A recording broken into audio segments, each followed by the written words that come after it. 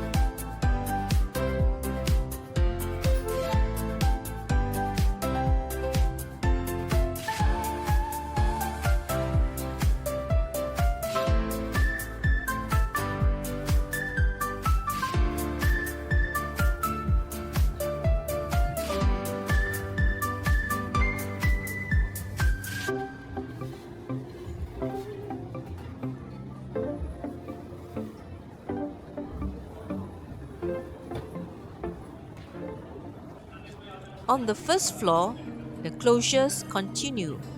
The former fast food outlet Sugar Bun is gone. The most significant closure here, and maybe the most symbolic, is the loss of the ice skating rink.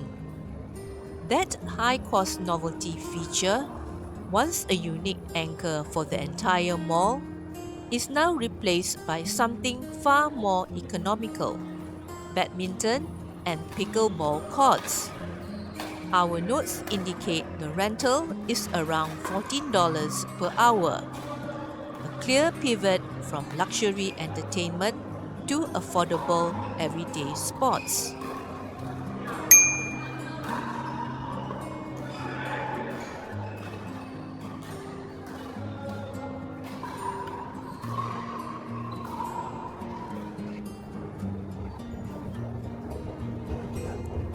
Going up to the second floor, the trend persists.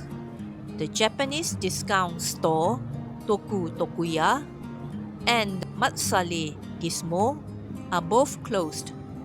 The good news is the cinema and the bowling center are still operating and running, but the corridors surrounding them are conspicuously empty.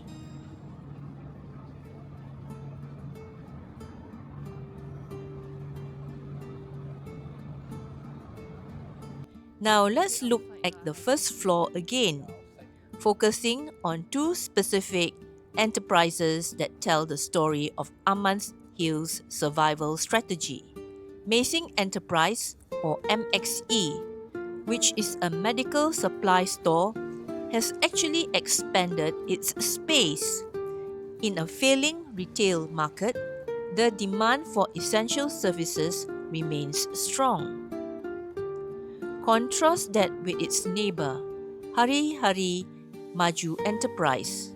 This store used to have a major fresh food section, which is a vital component for drawing daily repeat customer traffic.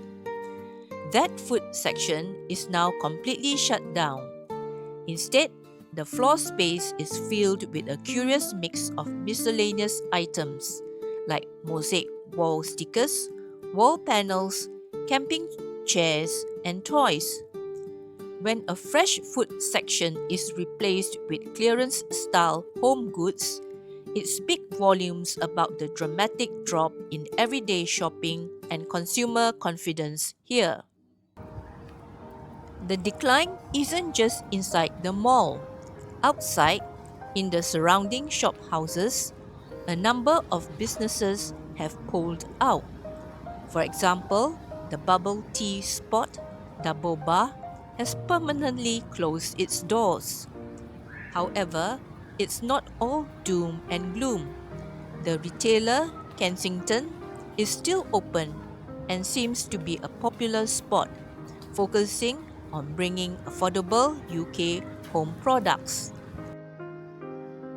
And let's not forget the other elements of the complex, the Aman Hills Residence and Hotel, complete with a swimming pool and gym, and the Damai Ballroom, which continues to host weddings and other events at an affordable price.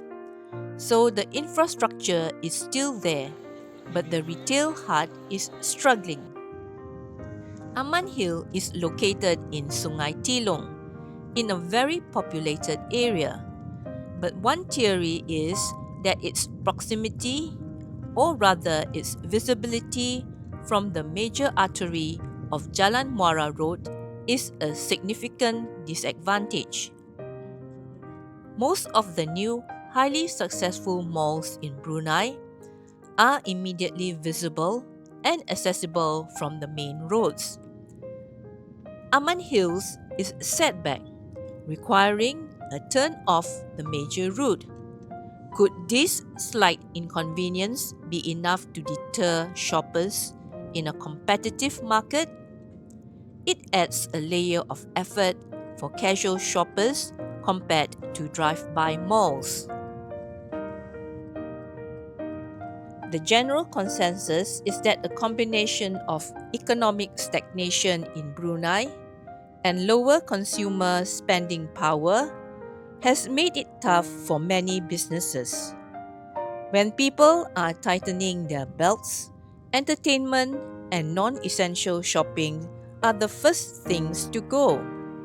Many businesses, including Aman Hill's expensive offerings like the ice rink, simply couldn't generate enough income to cover their high operating costs in a smaller market.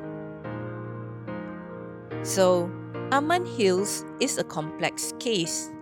It was a forward-thinking development with huge potential and unique attractions. But the combination of a possibly poorly visible location, a challenging economic climate, and high operational costs for big entertainment features appears to have led to its current state. It's a reminder that even the biggest, shiniest new developments need a constant stream of customers to survive.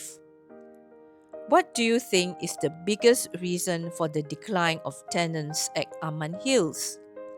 Have you visited recently? Let me know in the comments below. Don't forget to like this video and subscribe for more deep dives into the stories of Brunei. See you in the next one.